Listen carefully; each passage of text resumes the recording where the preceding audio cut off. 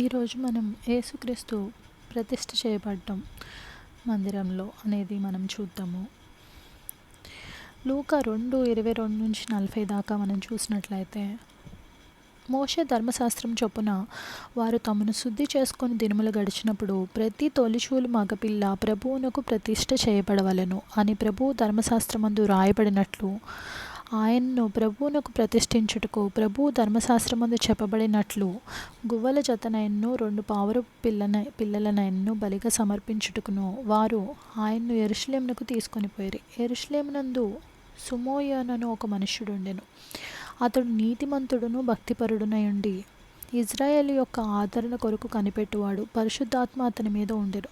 అతడు ప్రభువు యొక్క క్రీస్తును చూడక మునుపు మరణం పొందడని అతనికి పరిశుద్ధాత్మ చేత బయలుపరచబడి ఉండెను. ఆత్మవశుడై అతడు దేవాలయంలోనికి వచ్చెను. అంతటా ధర్మశాస్త్ర పద్ధతి చొప్పున ఆయన విషయమై జరిగించుటకు తల్లిదండ్రులు శిశువైన యేసును దేవాలయంలోనికి తీసుకొని వచ్చినప్పుడు, ధర్మశాస్త్ర పద్ధతి చొప్పున యేసుక్రీస్తు విషయంలో జరిగించడానికి వారు దేవాలయంలోకి తీసుకొని వచ్చారన్నమాట, ప్రతిష్ఠ చేయబడ్డానికి.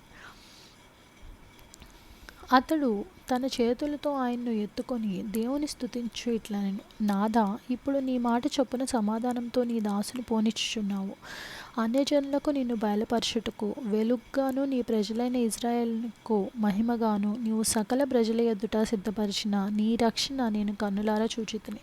యేసేపును ఆయన తల్లియు ఆయన్ను గూర్చి చెప్పబడిన మాటలు విని ఆశ్చర్యపడిరి.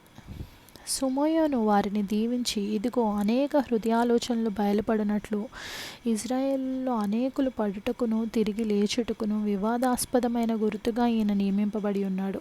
మరియు నీ హృదయంలోనికి ఒక ఖడ్గం దూసుకొని పోవునని ఆయన తల్లి అయిన మరియతో చెప్పాను. ఆయన సిలువ వేయబడ్డాన్ని గురించి ఇలాగా చెప్తున్నారు, మనం ఇక్కడ చూడొచ్చు. మరియు ఆషేరు గోత్రికురాలను పనూయేలు కుమార్తెయునైన అన్నాను ఒక ప్రవక్తి ఉండెను. ఆమె కన్యాత్వము మొదలు 7 ఏండ్లు పెనిమిటితో సంసారం చేసి బహుకాలం గడిచినదే.